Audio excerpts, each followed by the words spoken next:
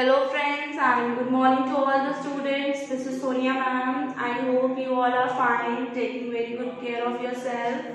And आज की class में हम chapter number 1 matter in our surroundings में इवेपोरेशन का टॉपिक करेंगे और यहाँ पे हम इवेपोरेशन पे based different type of questions करेंगे. For example define evaporation, what are the factors affecting evaporation and some value based questions or questions related to based on this topic evaporation. तो सबसे पहले हम यहाँ पे define evaporation करेंगे. That what is meant by the word evaporation.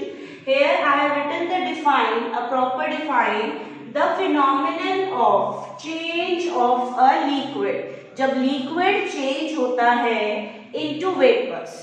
So the phenomenon of change of a liquid into vapors at any temperature below its boiling point is called evaporation. तो यहाँ पे वो कह रहा है जब liquid vapors में change होता है below its boiling point. Boiling point में आने से पहले ही जब लिक्विड किस पे कन्वर्ट हो जाता है, वाटर वेपर्स में कन्वर्ट हो जाता है, that phenomenon is called the word evaporation. So यहाँ पे सबसे पहले हमने डिफाइन किया इवेपोरेशन की. इसका मैं आपको सिंपल एग्जांपल से के समझाना चाहूंगी डेली लाइफ में. फॉर एग्जांपल जैसे कि आपने समर टाइम में देखा है कि हम मोस्टली कभी कभार जो पानी वगैरह होता है we left at room temperature और you when you keep the water outside, तो आपने देखा है after some time the water dry up हो चुका होता है. या आपने देखा है गर्मियों के समय में हमारे जो कपड़े हैं वो जल्दी सूख जाते हैं. तो कपड़े जो है वो जल्दी ड्राई अप हो रहे हैं, या आप जब बाहर पानी छोड़ भी देते हैं एट द रूम टेम्परेचर तो वो जो सारा लिक्विड है, जो वो लिक्विड है वो किस में कन्वर्ट हो चुका है, वाटर वेपर्स में कन्वर्ट हो जाता है. और आप ये चीज वहां पे देखेंगे कि हमने वहां पे कोई उसको बॉईल वगैरह नहीं करा है. So that is why we have written here the word below it's boiling point. Boiling point में आने से पहले ही जब liquid water vapour that is gaseous state में कन्वर्ट हो चुका होता है, उसी को ही हम क्या वर्ड देंगे, इवेपोरेशन देंगे.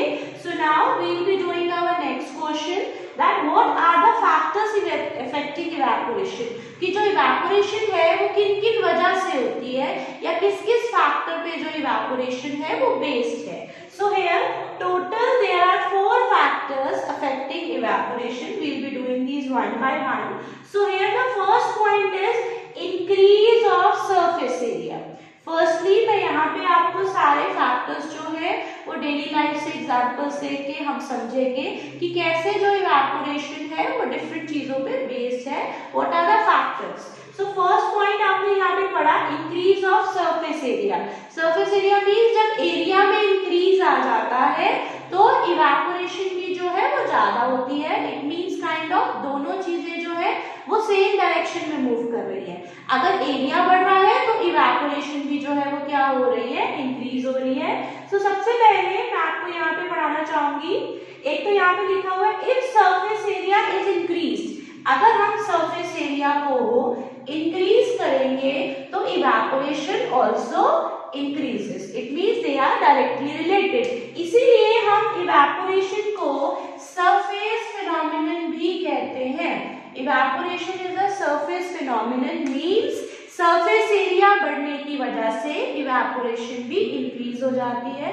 इसका मैं यहाँ पे मैंने एग्जाम्पल भी मेंशन किया हुआ है.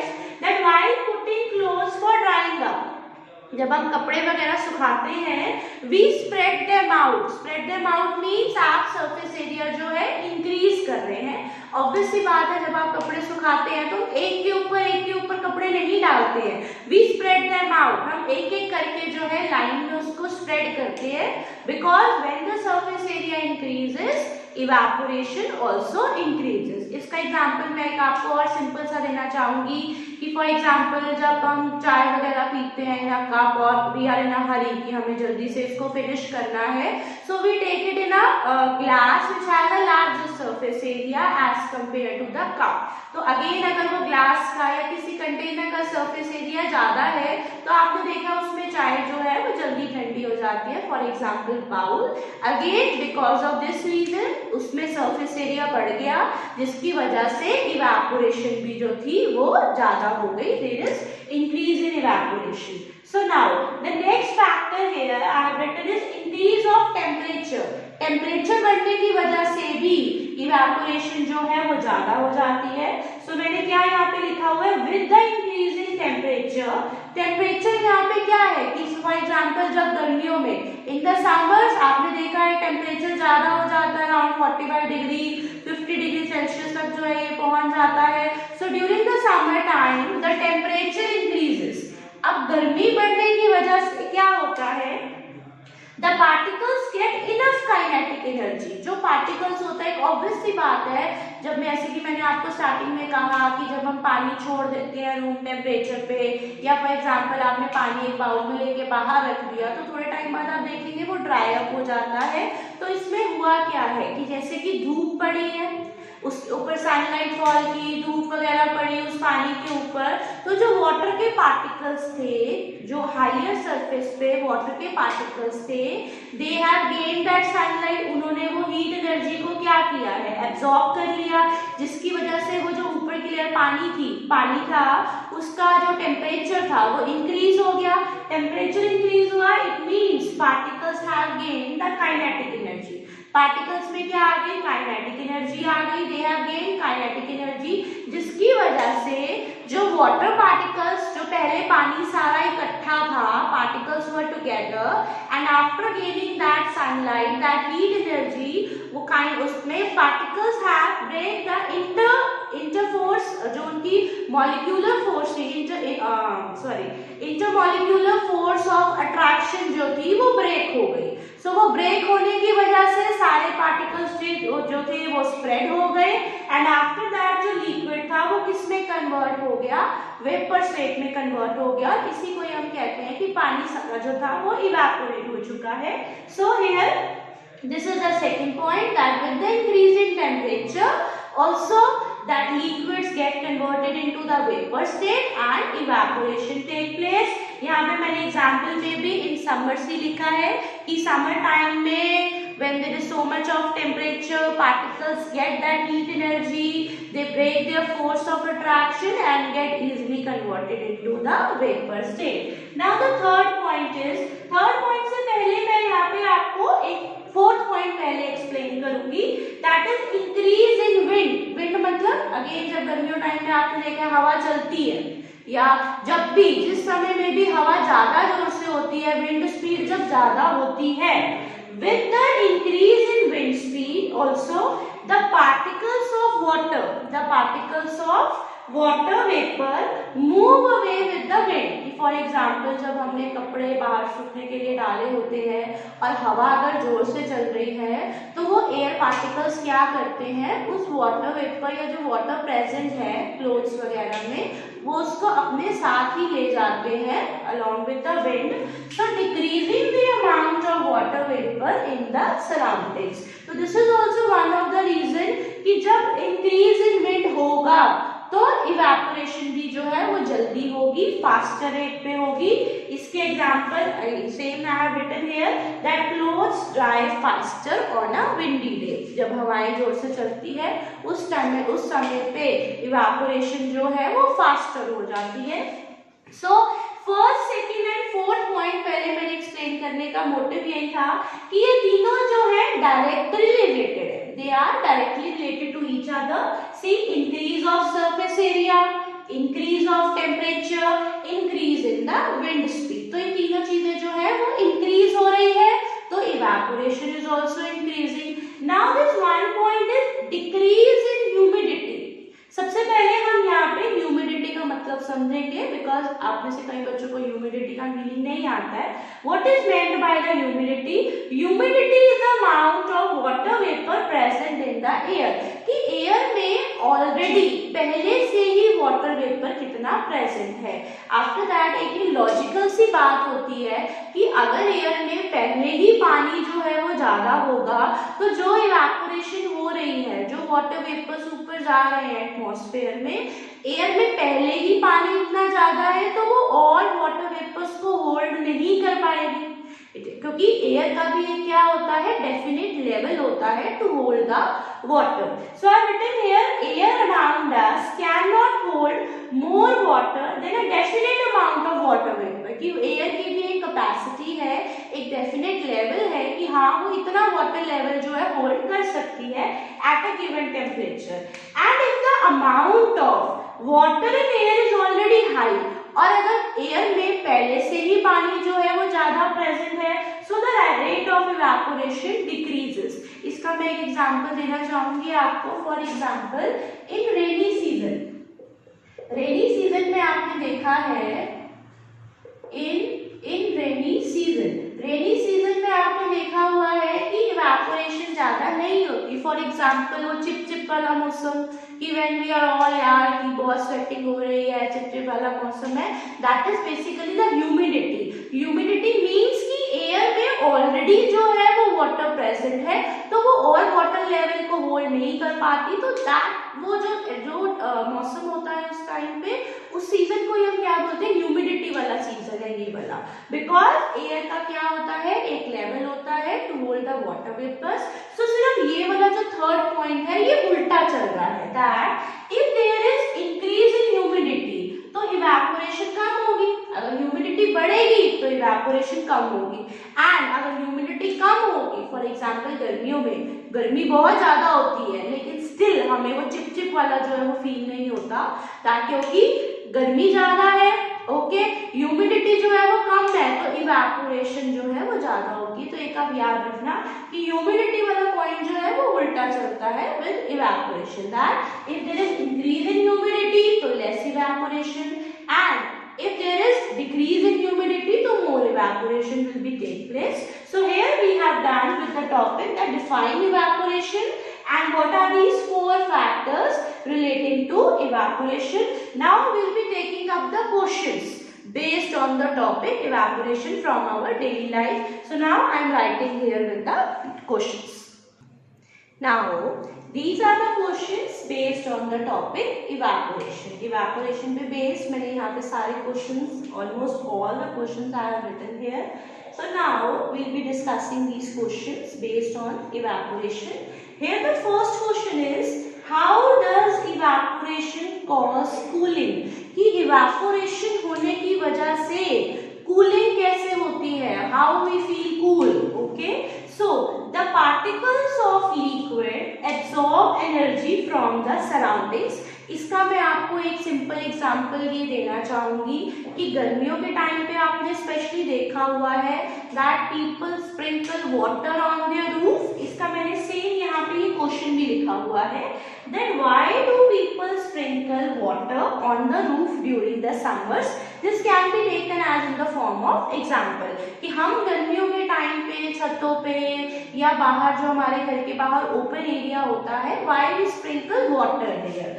So the particles of a liquid absorb energy from the surroundings and get converted to the vapor state, making the surroundings cold. इसका मीनिंग क्या हुआ, जब आपने बाहर पानी स्प्रिंकल करा तो आपने देखा है गर्मियों के समय में हमारी जो वैसे ही अर्थ होती है वो काफी हीटअप हो चुकी होती है.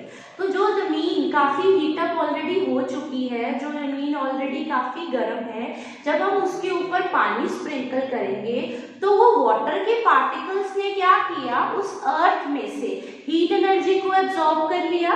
वाटर के पार्टिकल्स ने क्या किया, उस अर्थ में से हीट एनर्जी को एब्जॉर्ब कर लिया, और वो जो वाटर के पार्टिकल्स थे वो किस में कन्वर्ट हो गए, वेपर स्टेट में कन्वर्ट हो गए, क्योंकि उनको क्या मिली है, एनर्जी मिली है from its surrounding, that is the heat energy. So when they have gained the energy from its surrounding, that liquid particles get converted into the vapor state. और उन्होंने देखो पानी ने क्या किया, उस हीट एनर्जी को एब्जॉर्ब कर लिया, वो वेपर्स में कन्वर्ट हो गए, that vapours went into the atmosphere, और उस टाइम पे फिर जो हमारी जो जमीन होती है, जो अर्थ होती है, वो ठंडी हो चुकी होती है.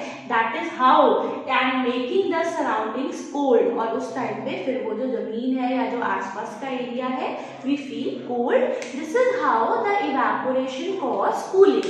This is the reason कि हम गर्मियों में अपनी छतों पे, टेरेस पे या जो हमारे घर के बाहर ओपन एरिया होता है वहां पे हम पानी क्यों स्प्रिंकल करते हैं. और आपने बेसिकली देखा होगा कि पानी स्प्रिंकल करने के बाद वो पानी तो इवेपोरेट हो जाता है, पानी आपको दिखाई नहीं देगा, लेकिन जब आप उस एरिया में जाते हो, अगर आप उसको चेक करोगे तो वो जो है कोल्ड हो चुका होगा। This is how the evaporation cause cooling. These questions are very important from the examination point of view as well. Now the second question is why we wear cotton clothes in summer? आपने देखा है गर्मियों में we always prefer cotton clothes to wear, whereas in summers we always prefer cotton clothes to wear, whereas in winter we can wear any kind of material, that is a woolen material or the synthetic material, but especially in summers we always prefer cotton clothes to wear. Why? The reason is cotton being a good absorber of heat. One thing is कि हम गर्मियों के time पे ही ज़्यादा परस्पायर करते हैं, हमारी body में स्वेटिंग वगैरह होती है, हमें पसीना आता है, so in summers we perspire more, sweating take place, and cotton being a good absorber of heat. Cotton क्या करता है, जो स्वेटिंग है, जो वाटर हमारी बॉडी में से निकल रहा है, उसको एब्जॉर्ब कर लेता है, ठीक है। That means cotton being a good absorber of heat, और यू कैन से स्वेटिंग, और उस वाटर को जो है इजीली एब्जॉर्ब कर लेता है हमारी बॉडी में से, and exposing it to the atmosphere. और वो जो कॉटन का कपड़ा है वो हमारी बॉडी में से वाटर को एब्जॉर्ब करके एटमॉस्फेयर में रिलीज कर देता है, and again we feel cold. This is why we prefer the cotton material during the summer time. Now the next question is how does water kept in an earthen pot? Earthen pot is मिट्टी का घड़ा. So how does water kept in an earthen pot become cool during summers? आपने मे भी देखा हो आज के time पे, ऑल्दो हम यंग जनरेशन नहीं यूज करते हैं, but specially in the olden times या आज के समय में भी काफी सारे घर हैं, they use a earthen pot during the summer time. Why? Because water kept in the earthen pot continues to evaporate. How? कैसे ये evaporate करता है? That water kept in earthen pot continues to evaporate through the fine holes present in it. मिट्टी के घड़े में क्या होते हैं, छोटे छोटे होल्स होते हैं, और उन होल्स में से वो पानी क्या होता है, continuously evaporate होता रहता है, and after that you are aware that evaporation cause cooling. evaporation होगी तो वहां पे cooling भी होगी, and water kept in the मटका earthen pot becomes cool. Okay, you have to mention the reason that the fine holes present in the earthen pot, from these holes evaporation take place. evaporation होती है तो वो अपने साथ heat को भी absorb करके बाहर एटमॉस्फेयर में रिलीज कर देते हैं, एंड evaporation cause cooling, तो बाकी जो पानी जो है वो सारा अंदर रह जाता है, वो क्या हो जाता है, कूल हो जाता है। Now the next question is why does our palm feel cold? Palm is kind of हथेली हमारी. So why does our palm feel cold when we put some acetone or perfume on it? आपने देखा होगा, आप perfume अपने हाथ पे sprinkle कीजिए, या जो नेल पॉलिश रिमूवर होता है, एसीटोन हो गया, जब आप उसको हाथ पे अपने स्प्रिंकल करेंगे, again you will feel that portion, कि वो पोर्शन जो है वो कूल हो चुका है. How? The particles of that substance, यहाँ पे सब्सटेंस क्या है, it can be either acetone और द परफ्यूम, कि उस सब्सटेंस को जब आपने अपने हाथ पे स्प्रिंकल किया, so the particles of that substance absorb energy from our palm. हमारी बॉडी का भी क्या है, एक टेम्परेचर है ना, हमारी बॉडी का एक टेम्परेचर है. सो आपने जब अपने पाम में जब वो स्प्रिंकल करा, तो वो एसीटोन के पार्टिकल्स ने क्या करा, आपकी बॉडी आपके उस पोर्शन की बॉडी को, हीट को क्या किया, एब्जॉर्ब कर लिया. जो उतने पोर्शन में जो आपकी बॉडी की हीट थी, उस पोर्शन को एब्जॉर्ब कर लिया, एंड पार्टिकल्स ने उस हीट को एब्जॉर्ब कर लिया, तो वो पार्टिकल्स तो किस में कन्वर्ट हो जाएंगे, वेपर्स में, and evaporation take place, and you are aware that evaporation cause cooling.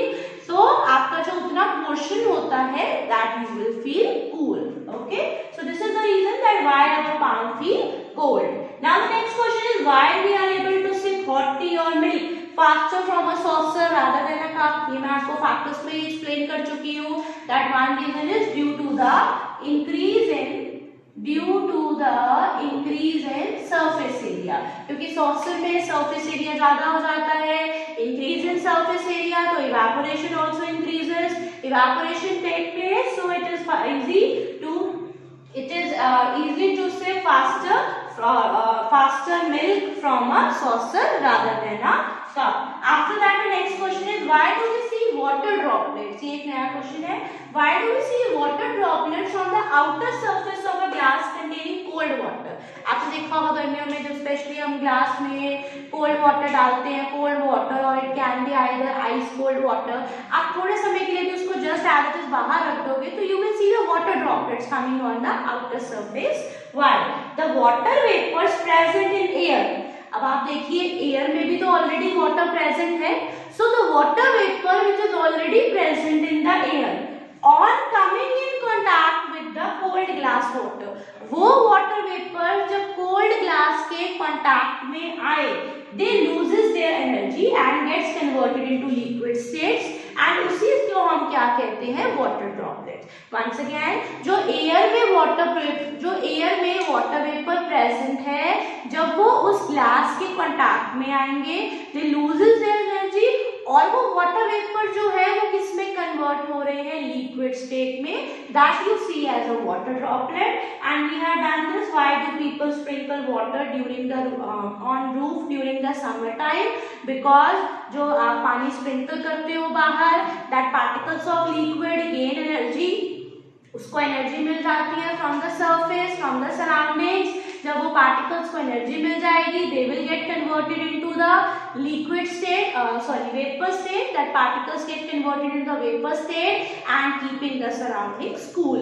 So this is these are the questions based on the topic evaporation. We almost maximum of the questions you have done with evaporation से related. एक मैं यहाँ पे आपका last का एक छोटा सा टॉपिक लेना चाहूंगी. That was based on the states of matter, जो आपने स्टार्टिंग में किया था चैप्टर के मिड में. सॉलिड, लिक्विड एंड गैस, इससे रिलेटेड आप ऑलरेडी पढ़ चुके हैं कि basically there are 3 states of matter. यहाँ पे मैं 2 स्टेट्स आपको और एक्सप्लेन करूंगी. So I am writing here the next topic. So now the यहाँ पे जो मैं एक 4th and 5th state of matter है मैंने यहाँ पे लिखा है. ऑल्दो हमारी एनसीईआरटी बुक के अंदर मेन जो है solid, liquid and gas 3 states of matter को एक्सप्लेन किया गया है. एक इस चैप्टर के लास्ट में एक छोटा सा बॉक्स दिया हुआ है जिसको हम समटाइम अवॉइड कर देते हैं. So we should have knowledge at least about these 2 more states of matter. Although कुछ स्कूल्स में ये वाला करवाते हैं टॉपिक, कईयों में ये वाला टॉपिक स्किप करवा देते हैं, कईयों में इससे रिलेटेड क्वेश्चंस वगैरह जो है नहीं देते हैं एग्जाम्स के अंदर. But still we should have a knowledge regarding this topic. That is one 4th and 5th state of matter also that exists. So the 4th state is the plasma. आपने once again I'm saying आपने main जो है 3 states के बारे में ही study करना है अच्छे से, solid, liquid and gas. But जैसे कि ये हमारा टॉपिक जो है एनसीईआरटी में एटलीस्ट मेंशन है, so we should have a reading of this topic. So the 4th state of matter is plasma. Plasma होता क्या है? This state consist of super energetic and super excited particles. इसमें जो है काफी super energetic particles are present. These particles are present in the form of ionized gases. ये ionized gases में, ionized gases की फॉर्म में ये वाले पार्टिकल्स जो हैं वो प्रेजेंट है. इसका मैं आपको एग्जांपल देना चाहूंगी, जैसे कि fluorescent tube and the neon sign bulbs जो होते हैं उनमें ये प्लाज्मा प्रेजेंट होता है. Example is fluorescent tube and the neon sign bulbs. होता क्या है जनरली आपने देखा होगा जो नियॉन साइन बल्ब्स होते हैं इनमें neon gas is present and the fluorescent tube में फॉर एग्जांपल हीलियम गैस और some other gas is present. So the gas get ionized when the electric charges flows through it. For example, जब हम switch on करते हैं when the current flows, तो इन gases के अंदर जो ये ions present होते हैं, जो ये gas present होती है, that get ionized. और उस आयोनाइज होने की वजह से ही वो जो प्लाज्मा है बेसिकली वो ग्लो करना स्टार्ट कर देता है. The plasma glows with a special colour depends upon the nature of the gas. हमने क्या पढ़ा, जब करंट फ्लो करता है तो जो पार्टिकल्स हैं वो आयोनाइज हो जाते हैं. प्लाज्मा जो है basically this is a plasma, वो ग्लो करना स्टार्ट कर देगा और इस प्लाज्मा के फिर डिफरेंट कलर्स होते हैं. इसका मेन एग्जांपल एग्जांपल लेना चाहेंगे, जैसे कि sun and the stars, they are also glowing because of the presence of the plasma, और वो काफी हाई टेम्परेचर होता है उनके अंदर. For example, stars have the very high temperature, जिसकी वजह से वो ग्लो करते हैं. So because of the presence of the plasma, this is our fourth state of matter. And the fifth state is Bose-Einstein condensate. इसको हम short form में यहाँ पे BEC भी लिख सकते हैं. That is Bose-Einstein condensate. This BEC is formed. ये बनता कैसे है fifth state of matter? By cooling the gas of extremely low density, about 100,000 density of the normal layer. जितनी हमारी नॉर्मल लेयर है उसकी डेंसिटी जो है उससे भी 100,000 इससे भी लो डेंसिटी करके to super low temperature, this fifth state of Bose-Einstein condensate is formed. इसके लिए काफी सारे साइंटिस्ट वगैरह ने एक्सपेरिमेंट भी किया है. After that for example Albert Einstein है एंड डिफरेंट साइंटिस्ट. उसके लिए आफ्टर दैट नोबेल प्राइज भी जो है इसके लिए दिया गया है. सो this is the fifth state, that is Bose-Einstein condensate. So this topic is for our reading, for our general knowledge. I hope आपके स्कूल में कुछ टीचर्स इस टॉपिक को एक्सप्लेन करेंगी, कुछ टीचर्स नहीं करेंगी. They will leave this topic, but at least we should have information regarding this. आपको बहुत ज़्यादा इसके ऊपर फोकस नहीं करना है. You should be going on with your school level also कि वो किस तरीके से चल रहे हैं. So we have explained here the fourth and fifth state of matter and the evaporation relating topic जो था पूरा हमने यहाँ पे इस क्लास में एक्सप्लेन किया है. I hope आप सबको समझ आया होगा and you have liked this video, and if you have liked this video then like it, subscribe and share it. And if you have any kind of doubt relating to this, आप मेरे को inform कीजिए. You can message me, comment me on the site, or you can WhatsApp me. I'll be definitely clearing with your doubts. So hope you have liked this. So we will be coming in the next class. Goodbye to all.